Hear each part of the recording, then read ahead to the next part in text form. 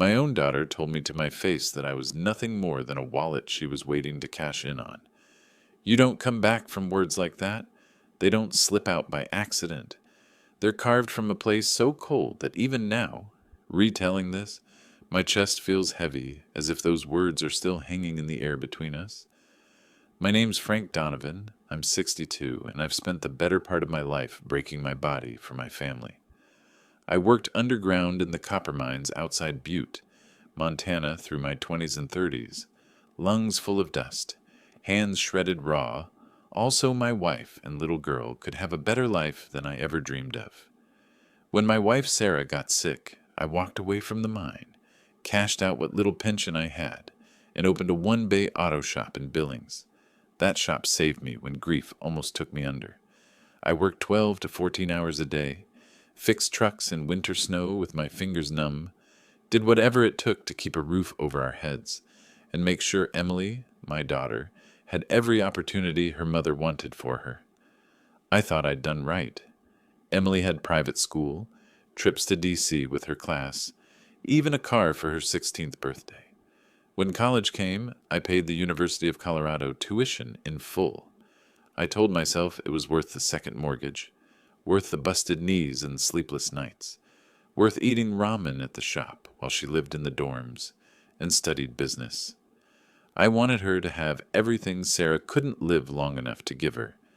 So when she walked into my kitchen last November, heels clicking on the old linoleum, and asked me straight-faced for $20,000, I didn't think twice. I said no. It wasn't anger. It wasn't stinginess. It was clarity. I told her she and her husband needed to stand on their own feet, earn their own capital, and make their own mistakes. That's how character is built. That's how I built mine. She laughed in my face, said I was hoarding money while she was trying to create a future, called me selfish. I reminded her I was already helping. Her house's down payment 2 years ago came from me. That's when she slipped. That's when the mask cracked.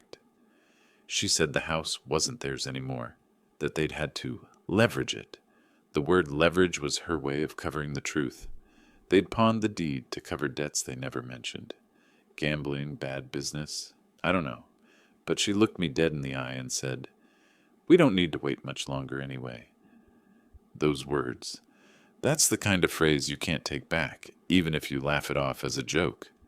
She didn't laugh. She just grabbed her purse, told me she'd give me time to think, and slammed the door so hard the old family photos rattled on the wall. I stood there, hands still stained with motor oil from a Chevy I'd been working on, staring at Sarah's smile in the picture frame. I didn't sleep that night. My mind kept circling back to her tone. She hadn't sounded desperate. She'd sounded sure, like she'd already mapped out what would happen once I was gone. At 3 a.m, I went through my desk, the place where I keep old bills and tax returns, and I found something that made my stomach turn, a pamphlet from an insurance company tucked between her old birthday cards. It was recent. Too recent. I knew I hadn't put it there. The next weekend she came back with a different mask on. Smiles, soft words. The daughter I used to know. She apologized for the argument, said stress had made her say things she didn't mean. She cooked me dinner, roast chicken with rosemary the way Sarah used to make, and poured me a glass of wine I hadn't asked for. Then, between bites, she suggested we take a trip together, just the two of us. A weekend at Yellowstone, father and daughter, to remember the good times. Part of me wanted to believe her. Part of me wanted to grab onto that rope and pretend none of the ugliness had happened. But another part of me, call it the miner's instinct, the same gut that kept me alive underground when the walls groaned and rocks threatened to fall, knew something wasn't right. I asked her who else was coming. She said not her husband, not her friends, just us. That was strange. Since the wedding 5 years ago, I couldn't remember a single day she'd chosen to spend with me without him around. She brushed it off as wanting quality time, and I let her think I believed her. After dinner, she pulled out a folder of reservations she said she'd already booked. Cabin on the far edge of the park. No neighbors, no cell service, just the quiet of nature. She handed me papers to sign for the cabin check-in, saying the lodge required both names. Tired, I signed without looking closely. But later that night, when I couldn't shake the unease, I unfolded the copies she left behind. There it was, a stack of forms with my signature, and buried halfway through, a line that made my blood run cold. Beneficiary, Emily Donovan. I sat there in my recliner, the TV buzzing static in the background, staring at my own sloppy signature under those words. My hand trembled as if the pen was still in it. The truth hit me in waves, each one colder than the last. This wasn't about a business loan or a trip to Bond. My daughter was preparing a future where I wasn't alive. The house creaked with winter wind outside, the same wind that used to carry Sarah's laughter when she hung Christmas lights on the porch. I pressed my palms to my eyes and whispered into the empty room, "God, Sarah, what have we raised?" And that's when the front door opened again. Emily's voice called from the hall, light and cheerful. "Dad, I forgot to tell you something important about our trip." My stomach dropped as I realized I was about to find out just how far she was willing to go. When Emily walked back into the house that night, smiling like nothing ugly had ever passed between us, I already knew I'd crossed into dangerous territory. I kept my face neutral, let her chatter about how the trip would be good for both of us, how Yellowstone's winter silence would heal old wounds. I nodded, poured her some coffee, pretended to buy the act. Inside, though, I felt like a man sitting across from a poker player who didn't realize her tells were obvious. Every word she spoke dripped with eagerness, not warmth. 3 days later, we were in her SUV heading west on I-90, snow piling up on the shoulders of the road. She kept the radio loud, classic rock blasting, and hummed along like she was carefree. I sat with my hand resting on the window, watching mile markers blur past, pretending not to notice the way she checked her phone every 10 minutes. For someone who said she wanted no distractions, she sure couldn't stop texting. The first hour of the drive was small talk, mostly her reminiscing about family vacations Sarah had planned before she died. She made it sound sweet, like she wanted to remember her mother. But then, without looking at me, she said, "You know, Dad, Mom always wanted you to relax more. She didn't like how you worked yourself into the ground." I caught the subtext immediately. She was rewriting Sarah's memory, trying to paint me as stubborn and controlling, setting the stage for something. I didn't correct her. I just watched the mountains rise in the distance. We reached the north entrance of Yellowstone by late afternoon. The ranger station was quiet, the kind of off-season calm where only serious outdoorsmen showed up. Emily handed over the cabin reservation forms, and I noticed how her eyes flicked to me when the ranger asked, "Both of you staying up there? Just the two of you?" She answered before I could speak, "Yes, just us." Her voice was too bright. The ranger hesitated, then shrugged and wished us luck. The cabin itself was farther out than I expected, a good 20 miles past the main loop road. By the time we pulled up, dusk was falling, the trees casting long shadows across the snow. It looked cozy from the outside, log walls, smoke curling from the chimney. But the moment I stepped inside, something felt staged. The wood smelled freshly cut, like it hadn't been used much. Too clean, too empty. I tried to shake it off. She cooked us canned soup and grilled cheese on the stove, poured me another glass of wine. I pretended to sip, then set it down when she wasn't looking. My stomach was already twisting with suspicion.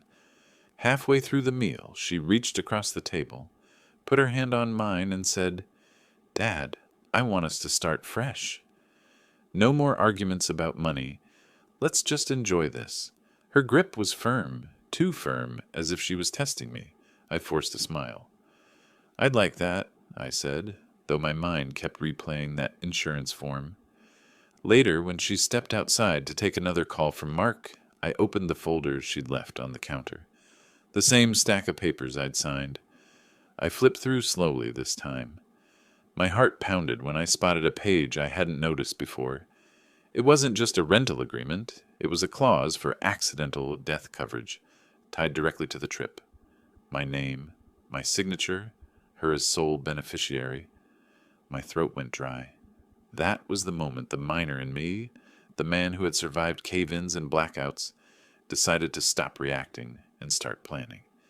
If she thought she had me cornered, maybe I could use her overconfidence against her. That night, I let her believe I was tired from the drive and turned in early.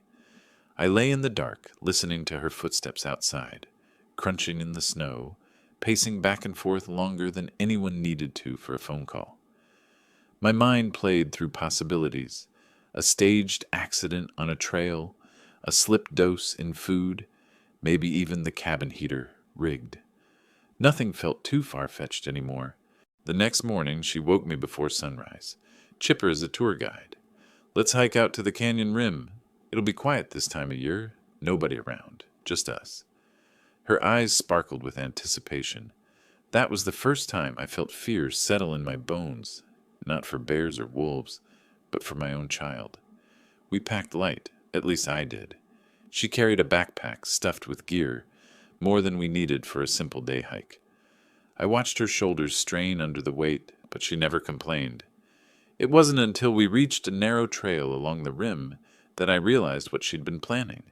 The path was icy, one misstep from tumbling 50 feet onto rocks. She insisted I walk ahead, said she wanted to watch my footing. My boots crunched carefully on the frozen ground. The canyon wind cut sharp against my face. Then I heard it, the faint zip of her pack, the sound of something being pulled free. I turned just enough to catch her hand hovering behind me, gripping a length of rope. Her expression froze when she saw me watching. She forced a laugh. "Just thought we might need this to steady ourselves." But the way her knuckles whitened told a different story. I didn't call her out, not yet. I simply said, "Good idea," and walked on, heart hammering. When we reached a lookout, she suggested we rest. I sat down on a rock, pretending to catch my breath, while she fiddled with her backpack. That's when I noticed something else: a small metal flask rolling near her boot. Not mine. Heron. She bent quickly to grab it, but not before I saw the label: prescription sedative. She hadn't planned to push me. She'd planned to knock me out, let the cold or a fall do the rest. My pulse thundered in my ears. I stood slowly, brushing snow off my jeans. "Beautiful view," I said, voice calm. She nodded too quickly, eyes darting. The hike back was tense, silence stretching between us. She knew I'd seen too much. I knew she'd already crossed a line she couldn't uncross. When we reached the cabin, she disappeared into her room without a word. I stayed by the fire, staring at the flames, my mind working, and then, just as I convinced myself I needed to leave first thing in the morning, I heard it. Her voice through the thin cabin wall, low but clear, speaking into her phone. "He signed everything. He won't last the weekend." I sat there frozen, listening to my only daughter sentence me with the same casual tone someone might use to order takeout. That's when I knew this wasn't just about betrayal. It was war. The morning she woke me before dawn and said we should make the most of the day was the moment I stopped pretending. I slid on my boots, zipped up my old Carhartt jacket, and followed her out into the sharp Yellowstone air. The snow had crusted overnight, crunching under our steps like broken glass. She was carrying that overstuffed backpack again, straps cutting into her shoulders, her breath visible in quick white puffs. I carried only a water bottle and the small knife I kept clipped in my pocket. She thought I was walking into this blind. Truth was, I was already watching every move. The trail she chose wasn't one tourists stumbled onto by accident. It twisted into the backcountry, narrow and uneven, the kind of place rangers warn visitors away from. She kept saying how peaceful it would be without crowds. I let her talk, listening to the way her voice pitched too high whenever she tried to sound casual. Every sentence was an act. 2 miles in, she stopped at a ridge. From there, the valley stretched below us, steam from distant hot springs curling into the pale sky. It was beautiful, almost holy, and yet I couldn't take it in. My eyes kept flicking to her hands. She was fiddling with a coil of rope again.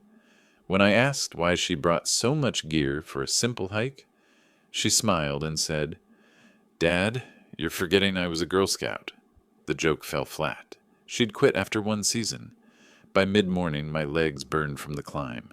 She walked just behind me, too close, her boots sliding on the ice as if she wanted me to stumble. At one point, I stopped suddenly. Her shoulder clipped into my back, and she almost lost her footing. Her laugh came too quick, too forced. "Careful, Dad. Wouldn't want you taking a tumble." The way she said it made my stomach clench. Around noon, we reached a narrow overlook.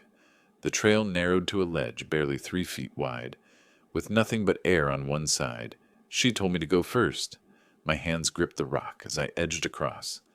Halfway over, I heard her zipper again.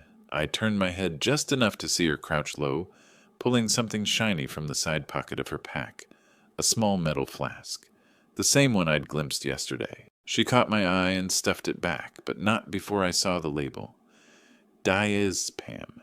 Strong sedatives.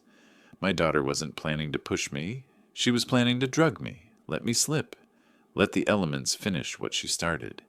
It hit me with a wave of cold so sharp I almost missed a step. When we made it across, she dropped onto a boulder, pulling trail mix from her pack. She held out a handful to me. "Want some?" Her eyes gleamed as if daring me to take it. My throat was dry, my stomach churning, but I forced a smile and said, "You go ahead, sweetheart. I'll wait till later." Her face tightened for a split second, then smoothed over. She shoved a few peanuts in her mouth, chewed too fast. The silence between us grew heavier with each step back. She didn't try to fill it any more. She didn't have to. Both of us knew the game had shifted. By the time we reached the cabin, the sky was bruising toward evening. My knees ached, but I stayed alert, forcing myself not to let fatigue cloud my judgment. She disappeared into her room, muttering about calling Mark. I stayed by the fire, staring into the flames, every muscle tight. That's when I heard it. Her voice, low but clear through the thin log walls. "He signed everything. He won't last the weekend." The words hit like a physical blow. I gripped the arm of the chair until my knuckles ached. She wasn't just planning. She was certain. She was already speaking of me in past tense. I should have confronted her right then, burst through the door, demanded answers. But something stopped me. Maybe it was Sarah's voice in my memory, always telling me to think before I acted. Maybe it was the miner in me who knew the difference between swinging a pickaxe blind and striking where the rock was weakest. Instead, I made a decision. If she wanted to see me weak, I'd show her weakness. If she wanted to believe I was helpless, I'd let her. Then I'd turn it back on her. The next morning, I moved slower on purpose, feigned shortness of breath, groaned about my knees. She looked at me differently then, the way a hunter sizes up prey that's already limping. She offered to carry my water bottle. I let her. She said maybe we should go deeper into the forest for privacy. I agreed, hiding the surge of adrenaline that coursed through me. As we trudged into thicker pines, my mind worked like a survival manual. Shelter, water, fire. I marked streams, noted tree types, tracked animal prints in the snow. She thought she was leading me into a trap. What she didn't realize was I'd spent a lifetime in places far harsher than Yellowstone. I'd survived shafts collapsing, blackouts underground, storms that kept whole towns in the dark. She might have the paperwork, but I had the skills. By mid-afternoon, she told me she needed a break. She set down her pack and told me to check the creek for fresh water. Something in her tone made me pause. I looked back, just for a second, and caught her rifling in her bag again, her hand brushing that same silver flask. I walked to the creek anyway, crouched to scoop a handful of icy water, and stared at my reflection trembling on the surface. My daughter, my flesh and blood, planning my death for money. When I came back, she was smiling too wide. "Here, Dad, warm up with this?" She held out a thermos of coffee I hadn't seen her pack. My chest tightened.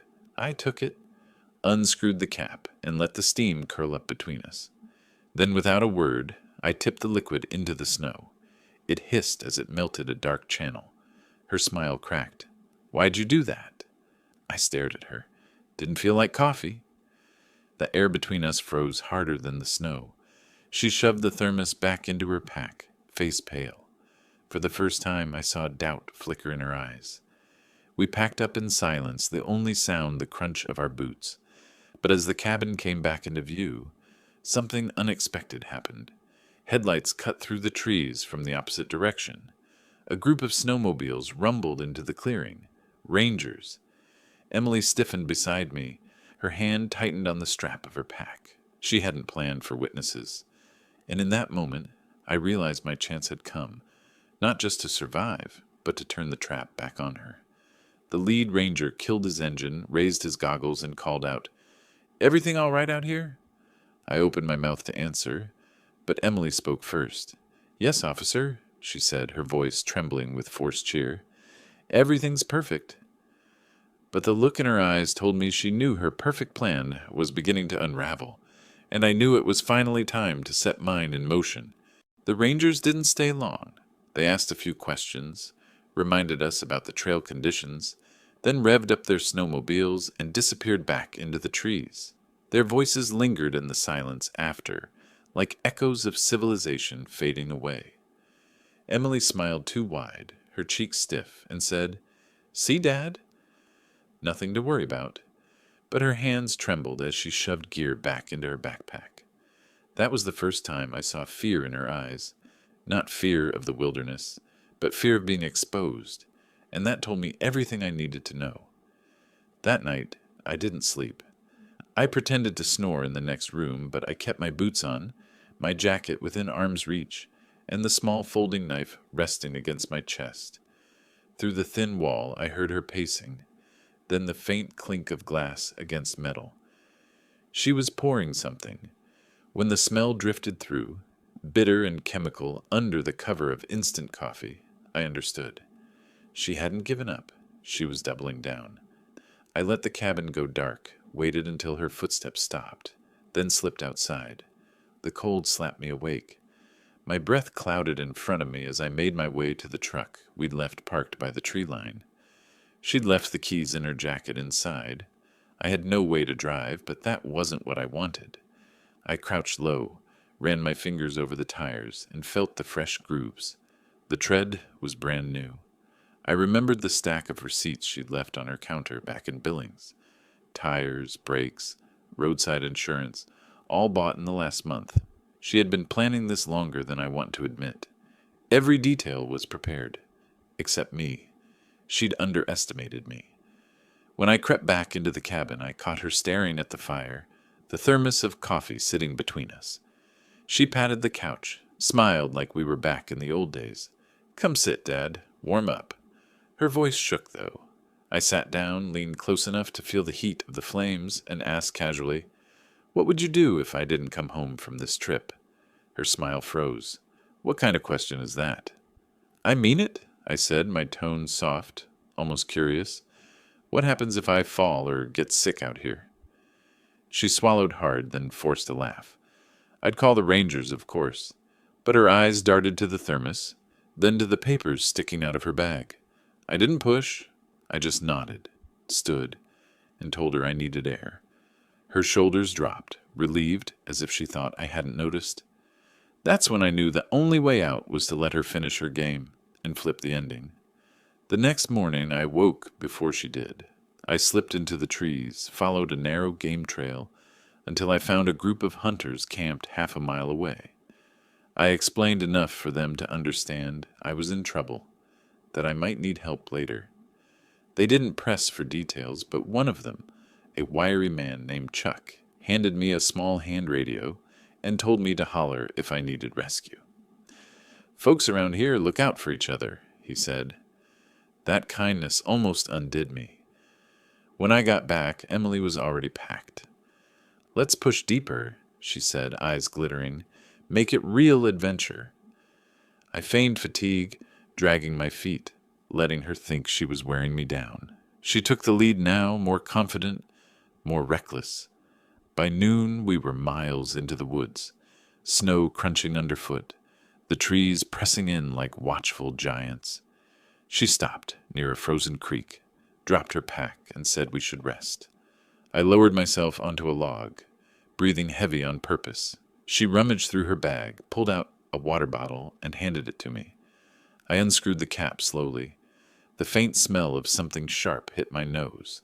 Not water, not pure. I met her gaze. She didn't blink.